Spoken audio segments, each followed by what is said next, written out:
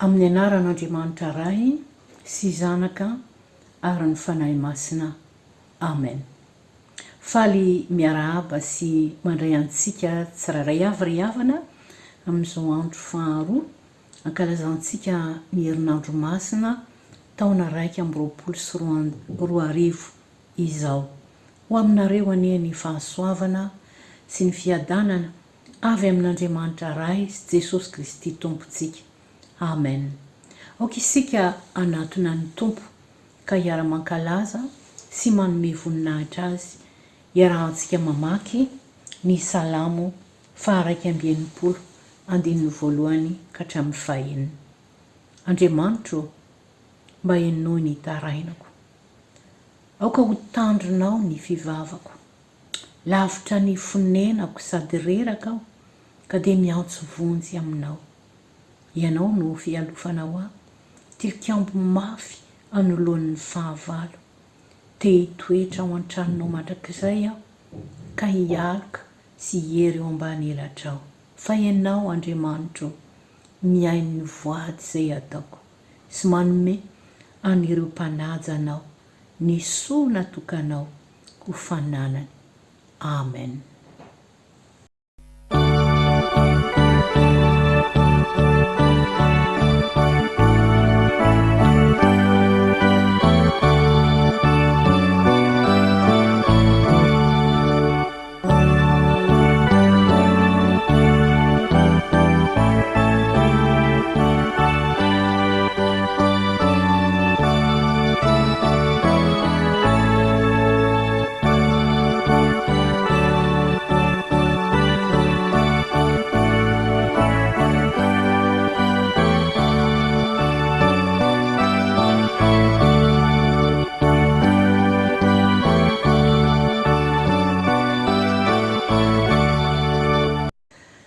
Iara-mivavaka isika Tompo.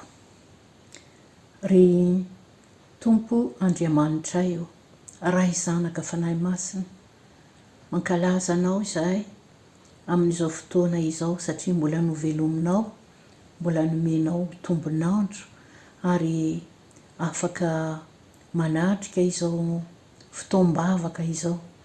Na dia amin'ny fanalavitra azy izahay Tompo, dia tena maray fo te hankalaza anao, te hiara mihaino ny teninao, mba hazon'ny fanahy masinao miasa amin'ny alalan'izany teninao izany etỳ anatinay. Amorona fo vaovao ao anay Tompo, mba hazonay manompo anao amin'ny fifaliana, amin'ny andronay sisa rehetra. Mideranao zay Tompo, ary mino sy matoky fa manatrika feno izao fotoananay izao ianao, ary ny herin'ny fanahinao no iankinanay mba hatanteraka sotokoa izay rehetra nokasainao ho anay tsirairay avy indray amin'ity andro ity. Amin'ny anaranao Jesosy Tompo no angatahana izany. Amen. Nous allons lire Marc chapitre 11 versets 12 à 33. Jésus dans le temple. Au nom de Jésus. Le lendemain, après qu'il fut sorti de Béthanie, Jésus eut faim. Apercevant de loin un figuier qui avait des feuilles, il alla voir s'il y trouverait quelque chose. Et, s'en étant approché, il ne trouva que des feuilles, car ce n'était pas la saison des figues. Prenant alors la parole, il lui dit : « Que jamais personne ne mange de ton fruit. » Et ses disciples entendirent. Ils arrivèrent à Jérusalem, et Jésus entra dans le temple. Il se mit à chasser ceux qui vendaient et qui achetaient dans le temple. Il renversa les tables de changeurs et les sièges des vendeurs de pigeons, et ne laissait personne transporter aucun objet à travers le temple. Et il enseignait et disait : « N'est-il pas écrit : Ma maison sera appelée une maison de prière pour toutes les nations ? Mais vous, vous en avez fait une caverne de voleurs. » Les principaux sacrificateurs et les scribes, l'ayant entendu, cherchèrent le moyen de le faire périr, car ils le craignaient, parce que toutes les foules étaient frappées de sa doctrine. Le soir fut venu, Jésus sortit de la ville. Le matin, en passant, les disciples virent le figuier séché jusqu'aux racines. Pierre, se rappelant de ce qui s'était passé, dit à Jésus : « Rabbi, regarde, le figuier que tu as maudit a séché. » Jésus prit la parole et leur dit : « Ayez foi en Dieu. je vous le dis en vérité, si quelqu'un dit à cette montagne, ôte-toi de là et jette-toi dans la mer, et s'il ne doute point en son cœur, mais qu'il croit que ce qu'il dit arrive, il le verra s'accomplir. C'est pourquoi je vous dis, tout ce que vous demanderez en priant, croyez que vous l'ayez reçu, et vous le verrez s'accomplir. Et lorsque vous êtes debout faisant votre prière, si vous avez quelque chose contre quelqu'un, pardonnez, afin que votre Père qui est dans les cieux vous pardonne aussi vos offenses. Mais si vous ne pardonnez pas, votre Père qui est dans les cieux ne vous pardonnera pas non plus vos offenses. Ils se rendirent de nouveau à Jérusalem, et, pendant que Jésus se promenait dans le temple, les principaux sacrificateurs, les scribes et les anciens vinrent à lui et lui dirent, « Par quelle autorité fais-tu ces choses?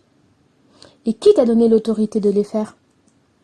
Jésus leur répondit, « Je vous adresserai aussi une question. Répondez-moi et je vous dirai par quelle autorité je fais ces choses. Le baptême de Jean venait-il du ciel ou des hommes?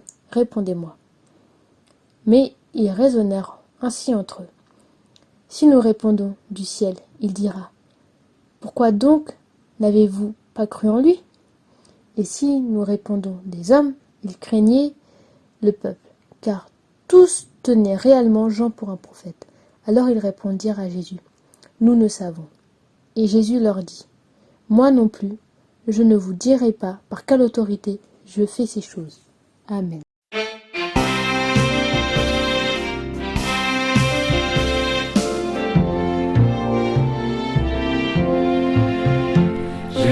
Gesù Christi Tolku, o atemi ulula, amchiamaru mahaluku, sia navi si giaca, mandemi yahute, kahumeni yerina,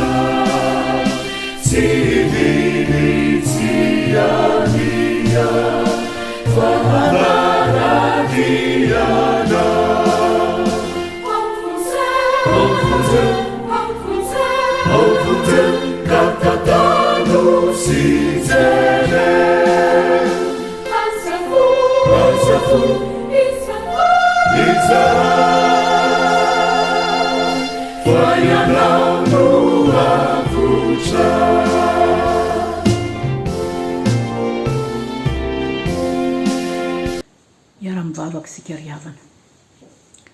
Tompo malala moa tonga eo amin'ny fotoana izay ianonay ny teninao, mitenena aminay araka ny habeny indrafonao. Amen. Ny ampitson'ny nidirana tao amin'ny tempoly tao Jerosalema ry havana dia tonga vao maraina Jesosy sy ny mpianatra rehefa avy natory tany Betania. Teny an-dalana izy ireo dia nahita fa ilay aviavy izay nozonin'i Jesosy ny omaliny iny dia maina tanteraka hatrany amin'ny fakany. Nararao taon'i Jesosy izany mba hanazavany ny lesona momba ny finoana ho an'ny mpianatra ary ho antsika koa amin'izao andro ankehitriny izao. Taon'ny tempoly ry havana iny andro iny, talata alohan'ny nanomboana an'i Jesosy teo amin'ny hazo fijaliana, dia afaka nanome fampianarana be dia be Jesosy rehefa avy ny fanakalo hevitra tamin'ireo jiosy tao amin'ny tempoly tamin'izany fotoana izany. Ankehitriny hiezaka isika hamaly ny fanontaniana roa lehibe izay apetraky ny olona rehetra amin'ny antony fihetsika nasehoan'i Jesosy tamin'io andro io. Naninona no voalohany, naninona no nozonin'i Jesosy ilay aviavy azo fihinam-boa izay tsy manana andraikitra, tsy manana personnalité, tsy manana responsabilité. Zavatra faharoa, maninona no tsy maintsy hodiovina ny tempoly. Izany ry havana dia hitarika antsika, azahoantsika mahafantatra tsara inona ny tiany Jesosy no tiany jesosy ampianarana antsika rehefa miteny izy hoe manana finoana an'andriamanitra lazakeo aminareo marina tokoa nazovy ny laza amin'ity tenipohitra ity hoe mifindraka mianjere any an-dranomasina ka tsy hahanahana ao am-pony dia mino fa ho tonga ny zavatra lazainy dia ho azony izany koa lazaiko aminareo na inona tonononareo amin'ny fivavahana sy angatahanareo dia minofa ifanandray ianareo dia ho azonareo izany ary raha mitsangana mivavaka ianareo ka misy olona hanananareo alahelo dia mamela ny elony mba havelan'irainareo izay any an-danitra kosa ny elokareo. Ny fanontaniana voalohany izay ezahantsika valiana ry havana dia ny hoe fananinona tokoa ary no nozonin'i Jesosy ilay aviavy azo finanam-bo izay tsy manana toetra ary tsy manana andraikitra, tsy manana personnalité ary tsy manana responsabilité. Maro ny mpaneho hevitra izay mino fa tezitra tamin'io aviavy io ny Jesosy satria naona izy. Nefa ry havana fantatsika fa zanak'Andriamanitra, mpamorona ny aviavy rehetra izy, afaka miaritra ny fetran'ny olombelona, afaka miaritra fahafahambaraka mihoatra lavitra noho izay zakantsika olombelona izy ary tsy mino isika fa noho izany no nahatezitra an' Jesosy ka nanozonany an'ity aviavy ity satria raha izany dia tsy ho tanteraka ny asa-pisoronana nataony teo Golgota satria tsy ho zanak'ondry tonga lafatra sy tsy misy pentina intsony izy. Ny hevitra faharoa ry havana miseho dia ny hoe ity fanoharana ny amin'ny aviavy nataony Jesosy ity dia nataony miaraka amin'ny fihetsika parabole joué. Ilay azo rehefa jereny aty avelany dia feno ravina, angamba mety misy voaniny maro, mety azo tangosana, nefa noho nakakezina ay tsy nisy na inona. Noho izany ny sazy nomen'ny tompo azy dia tsy hanana hijanona mandrakizay, tsy hanana vo intsony. Ny aviavy sy ny voaloboka ry havana dia voankazo izay ampiasaina be dia be any Israely ary tandindony nentim-paharazana ny tradition ny Israely izany ary ny zanak'Andriamanitra dia tonga mba hitady vokatra amin'ny olony ny zanak'Israely nefa tsy nahita izy fa ny fisehoana ivelany izany no be dia be hitany teo amin'ny fanompom-pivavahana no tanterahany zanak'Israely. Dia tsy mahagaga ry havana fa Andriamanitra dia nanamaina tanteraka ny fiainam-panahiny zanak'Israely satria tsy nisy vokatra. Mazava ho azy koa amin'izany fa ho antsika kristianina dia tahaka izany koa no hitsarahan'Andriamanitra antsika amin'ny asa izay ataontsika amin'ny anarany. Raha tsy mitondra vokatra izany dia ho maina tahaka ny aviavy koa ny fiangonantsika ary tsy hanome vokatra. Hiditra amin'ny fanontaniana faharoa isika izay manao hoe fa maninona no tsy maintsy nidiovina ilay tempoly. Indroa ao amin'ny filazantsara no milazaina ny tantaraina fa nanadio ny tempoly Jesosy tamin'ny fiatombohan'ny asa-panompony teto an-tany ary ity perikopantsika ity dia tamin'ny herinandro farany tamin'ny fiainany teto ambonin'ny tany. Tao amin'io tempoly io ry havana dia nisy tsena mahazatra misokatra ao a-tokotany ivelany antsoina hoe kianjany jentilisa, zany hoe kianja natokana ho azony jentilisa idirany. Ary ny fianakavian'ny mpisorona be no mpiandraikitra izy io.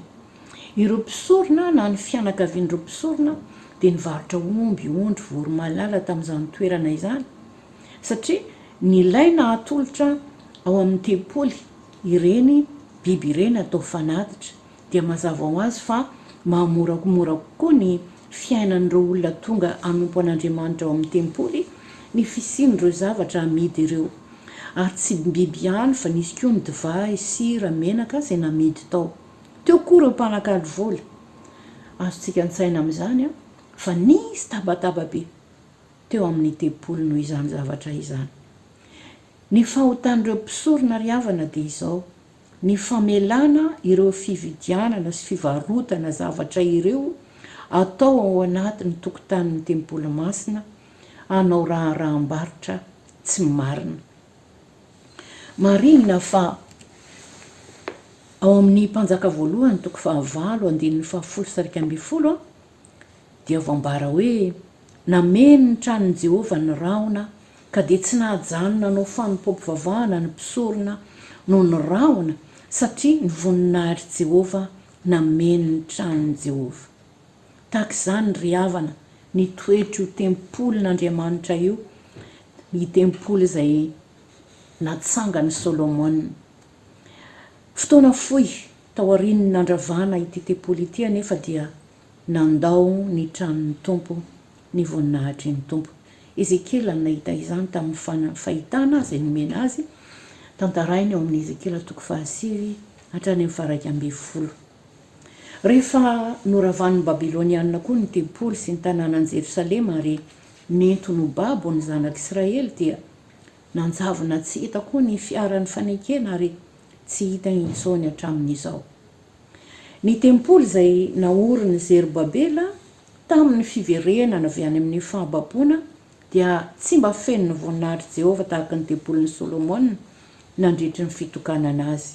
Tahaka izany koa ny tempoly naorin'i Heroda dia mbola tsy nisy fitsidiana mahagaga sy be voninahitra tahaka ny tamin'ny andron'ny Solomona. Nefa izao ry havana dia tanteraka ny faminaniany Hagai. Hoy Hagai ao amin'ny toko 2:7: ny voninahitry ty trano ity any amparany dia ho lehibe noho ny tany aloha, Jehovah tompony maro, ary eto amin'ity fitoerany ity no hanomezako fiadanana, ho Jehovah tompony maro. Ao amin'ny Salamo 20:1-4 koa dia naminany ny mpanao salamo nanao hoe: ity no andro nataon'i Jehovah, andao hifaly sy ravoravo isika. Nefa hitantsika ny zava-miseho tamin'io andro io, rehefa niditra tao amin'ny tempoly ny voninahitry ny tompo, niseho tamin'ny alalan'ny Andriamanitra tonga nofo, niditra tao an-tranony izy, nefa tsy nisy nahalala azy. Izy indray aza ny nanontaniana hoe: inona no ataonao eto? Izany ry havana ny fotoam-pitsarana. Izao no fampanantenan'Andriamanitra ho antsika izay mino an'i Kristy ankehitriny. Ary ny hafa firenena izay efa manaiky ho an'i Jehovah mba hanompo azy sy ho tiany anaran'i Jehovah mba ho mpanompony, dia izay rehetra mitandrina ny sabata ka tsy manao azy ho tsy masina sady mitana ny fanekeko, dia hoentiko any an-tendrompohitry masina ka ampifaliako ao an-tranoko fivavahana. Ny fanatitra hodorany sy ny fanatitra hafalatsatra dia ankasitrahana eo ambonin'ny altarako, fa ny tranoko atao hoe trano fivavahana ho an'ny firenena rehetra. Ao amin'ny Isaia 45:9-7 no ahitantsika izany faminaniana ny amin'ny fiangonan'Andriamanitra ankehitriny izany. Hitantsika koa araka ny filazan'ny mpaminany Jeremia fa ny mason'Andriamanitra dia eo amin'ny tranony mandrakariva. Zany ry havana dia fianarana lehibe manome hery antsika mba hamelantsika tanteraka ny tompontsika anjaka ao amin'ny tranony, ao amin'ny trano fiangonana zay iantsony antsika hanompo azy. Ko ao ka isika tsirairay avy samy hiasa amin'ny fitiavana sy amin'ny fanoloran-tanteraka mba ahatanteraka ny fanirian'ny tompo ho antsika, dia ny atonga izany tranony izany ho trano hivavahana ho an'ny firenena rehetra. Ho fampiarana ry havana dia fidinitsika toy izao ny fampianaran' Jesosy momba ny finoana. Manana finoana an'Andriamanitra, mivavaha sy mangata, dia minofa efa nandray ianareo, dia ho azonareo izany ary mamela ny heloka ny hafa mba hamelan'ny rainareo koa izay any an-danitra ny helokareo. Ny finoana ry havana no fepetra voalohany fototry ny fifandraisantsika amin'Andriamanitra. Ny bokin'ny Hebreo 12 manazava izany. Ary ao anatin'izany fifandraisantsika amin'Andriamanitra izany ny vavaka. Tsy maintsy mino vao afaka mivavaka. Ny finoana koa no ny finoana ny herin'Andriamanitra koa no entintsika mandresy ny fahavalontsika zay miasa mandrakariva mametraka sakana amin'ny lalantsika eo amin'ny fiainantsika. Ny tendrombohitra zay lazain'i Jesosy eto dia entina maneho izany fahavalontsika mila hiadiana izany. Eto Jesosy dia tsy manisy firesahana hoe ny vavaka dia tsy maintsy atao mifanaraka amin'ny sitrapon'Andriamanitra, tahaka ny voalazan'ny apôstôly Jaona any amin'ny Jaona 1:5-4 sy 5:10. Satria ho an'i Jesosy ny sitrapony ray dia efa sitrapony manokana koa, noho ny fiarahany akaiky miaina miaraka amin'ny rainy, no ilay fifandraisana akaiky ananany miaraka amin'ny rainy. Mazava ho azy ry havana fa ny sitrapon'Andriamanitra dia tena tafiditra ao anatin'ny torohevitra Jesosy ho an'ny mpianatra eto amin'ity perikopa antsika ity. Nanantitraritra Jesosy fa ny zava-dehibe indrindra amin'ny vavaka dia ny fahatsiarovana fa voavela heloka ianao. Raha mivavaka ianao nefa misy alahelo tsy voavela, misy ota tsy voavela, dia mazava ny tenin'Andriamanitra fa ny helokareo no hevitra mampisaraka anareo amin'Andriamanitra reo, ary ny fahotanareo no mampiafina ny tavany aminareo ka dia tsy miaino izy. Isaia 5:7-8 ny 9. Mba azahoana famelana ry havana dia tsy maintsy fantaritsika aloha inona ny ota tsy maintsy bebahana. Ary io faharesen-dahatra ny amin'ny ota io dia nefa ny ainany Davida izany, ambarany eo amin'ny Salamo 1:5.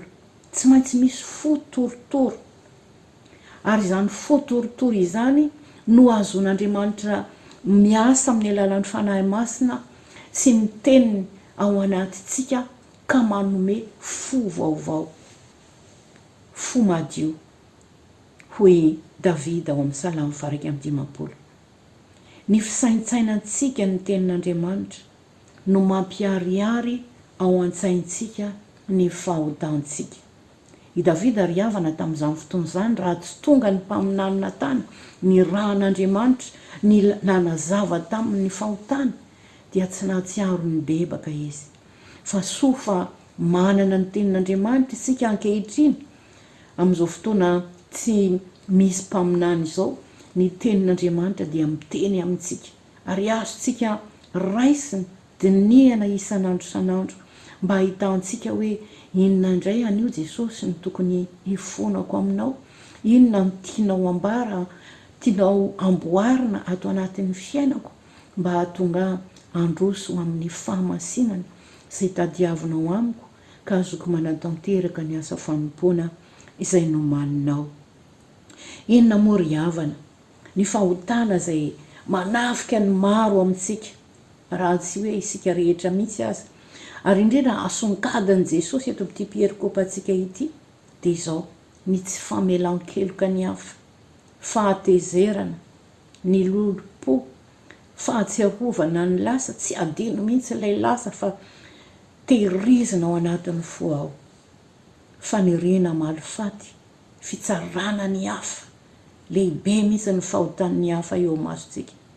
Izany rehetrarehetra izany dia vokatry ny avinavina no orgueil ao anatin'ny fo.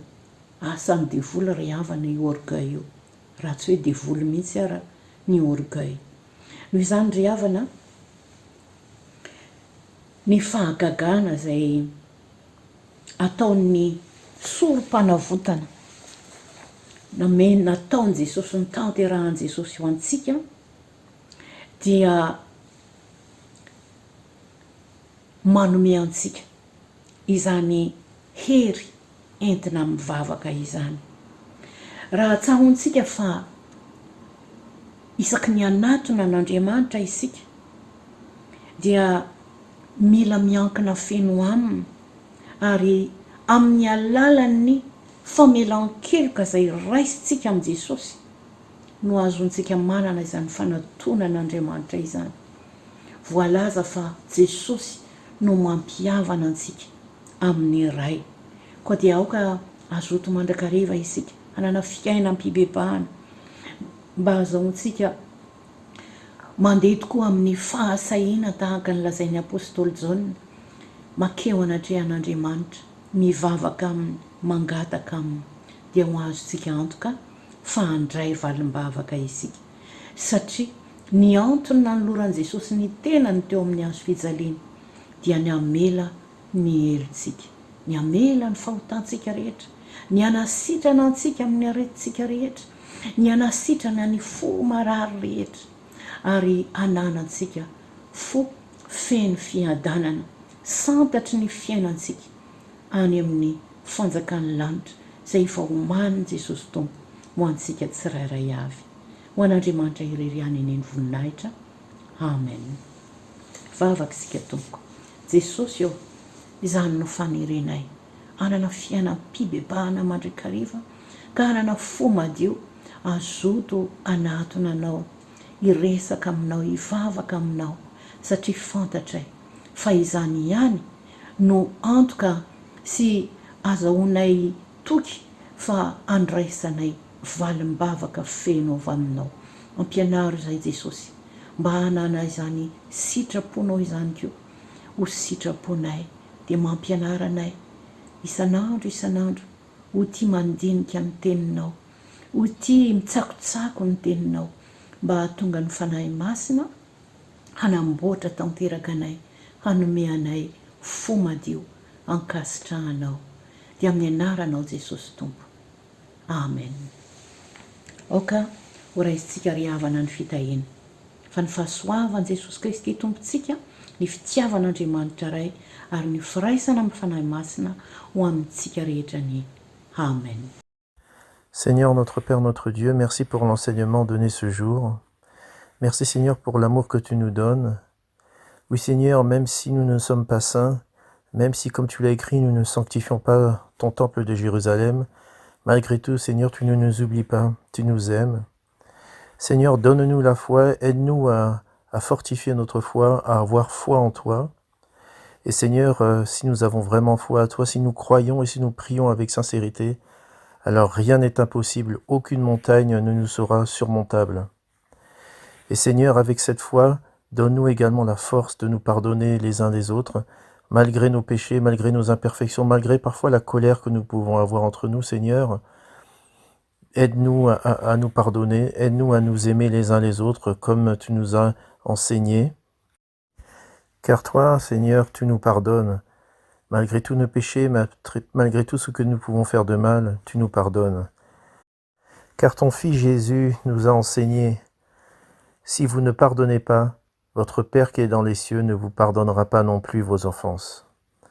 Alors Seigneur, apprends-nous et enseigne-nous la façon dont nous devons nous pardonner les uns les autres pour diffuser cet amour chrétien entre nous.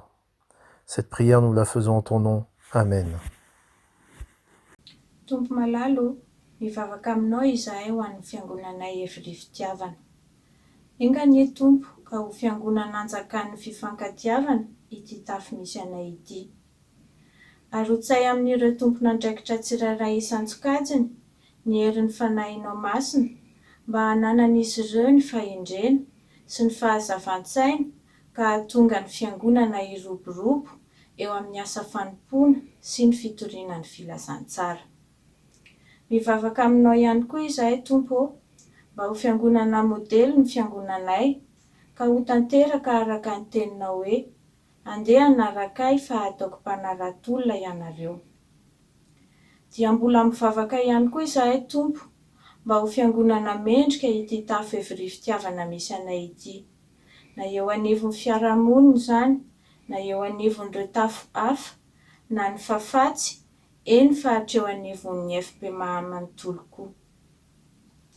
Tsy adinona ihany koa anefa Tompo, ny mivavaka ho an'ireo fiangonana misedra olana sy fitsapana maro samihafa.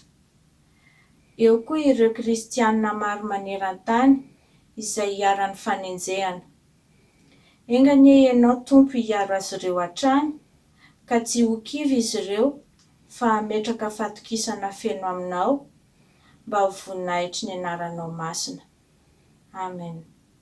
Andriamanitra tomponay tsara indrindra ô, mbola manohy izao vavaka izao zahay dia mivavaka ho an'ny asan'ny fiangonanao, mitondra ny mpitandrina anay eo aminao zahay Tompo, mba ho tahinao, omenao hery, omenao tanjaka, omenao fahasalamana mandrakariva izy, mba ahafahany manatanteraka ny asa izay nanirahanao azy, dia ny fitoriana ny teninao mba ahazony ny vahoakanao mahafantatra izay tena sitraponao marina.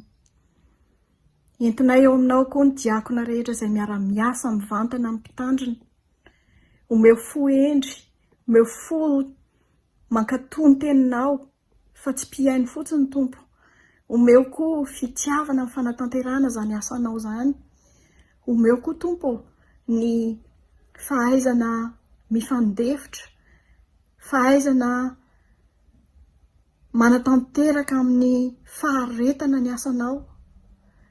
Entinay eo aminao koa ny sampana rehetra velona ao anatin'ny fiangonana, ny sekoly alahady, satria ireo ny taniketsan'ny fiangonana dia ho tehirizinao ny teny izay efa nomena azy ireo, satria ianao koa ny teny hoe zaro amin'ny lalana tokony alehany zaza fa na dia efa antitra ary izy dia tsy ho adinony izany.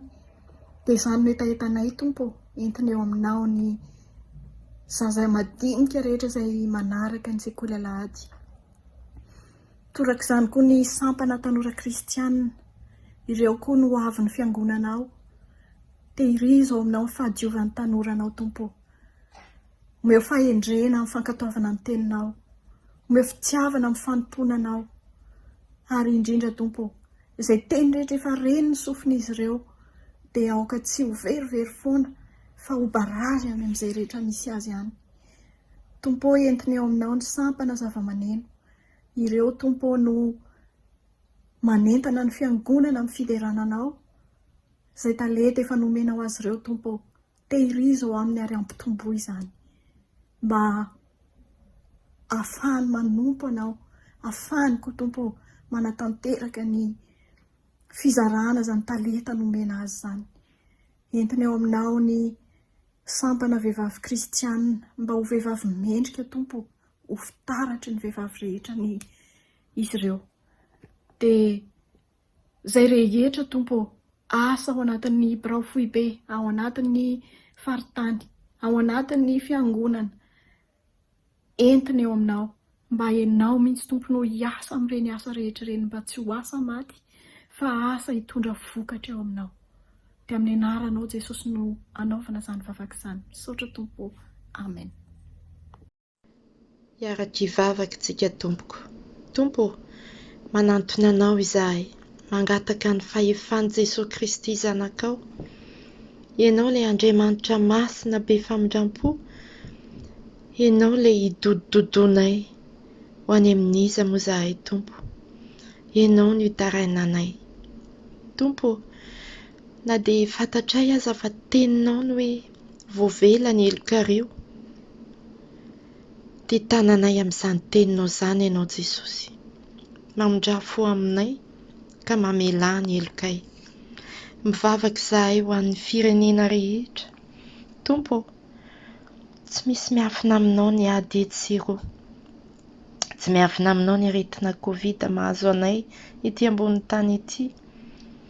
Tsy miafina aminao Tompo ny fahaseranany ekonomika ka amin'ny tsy mahita izahay, ka mampiseho ny fitiavan-tena.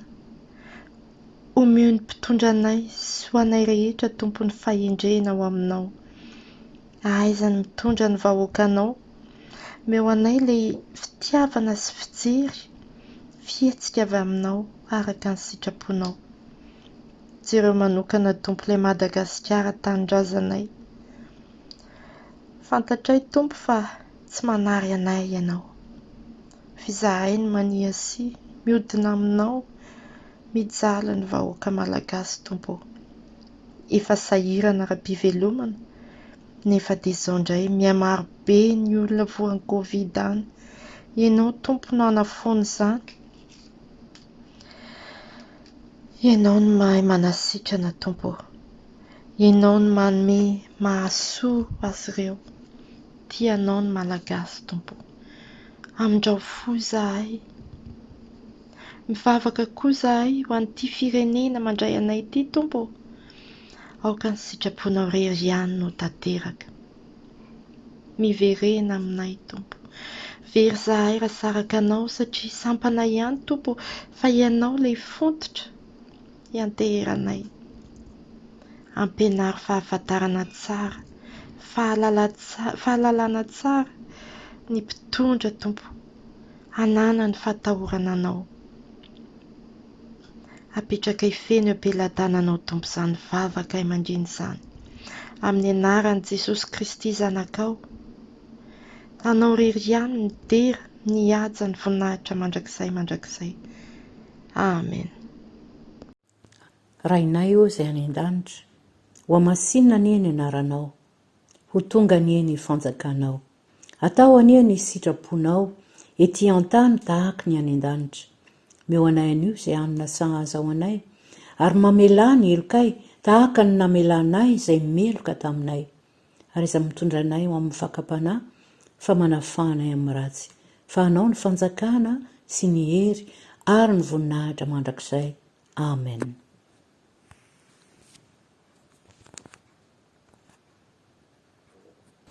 Aoka ho raisitsika nitsodrano avy amin'ny Tompo. Ary Andriamanitry ny fanantenana ameno anareo amin'ny fifaliana sy ny fiadanana rehetra, amin'ny finoanareo, mba hitomoanareo amin'ny fanantenana noho ny herin'ny fanahy masina ho aminareo anie ny fahasoavan'i Jesosy Kristy Tompo. Amen.